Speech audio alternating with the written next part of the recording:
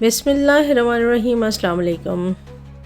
لاہور طالبہ کے ساتھ مبینہ اجتماعی زیادتی کا مرکزی ملزم گرفتار۔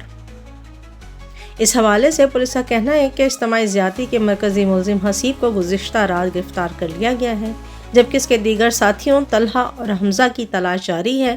پولیس نے کہا کہ طالبہ کا طبی معائنہ بھی کرا لیا گیا ہے، جس کی رپورٹ آنے پر مزید حقائق واضح ہوں گے۔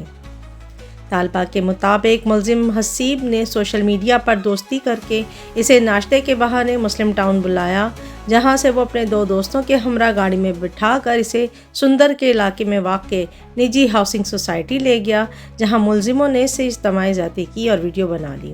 متاثرہ طالبہ کا کہنا ہے کہ ملزموں نے راز فاش کرنے پر ویڈیو سوشل میڈیا پر ڈالنے کی دھمکی دی اور اس کے ہینڈ بیگ سے بہن کی چیک بک کے 2 چیک بھی لے لیے۔ پنجاب کیمیکل سے جعلی دودھ تیار کرنے والا گروہ گرفتار۔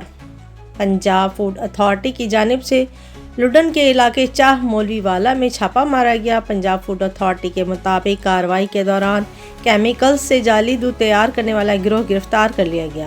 16 کلو کیمیکل، 3 کلو خشک پاؤڈر اور مشینری ضبط کر لی گئی۔ D G Punjab food authority کے مطابق ملزمان کے خلاف FIR درج کر لی گئی ہے۔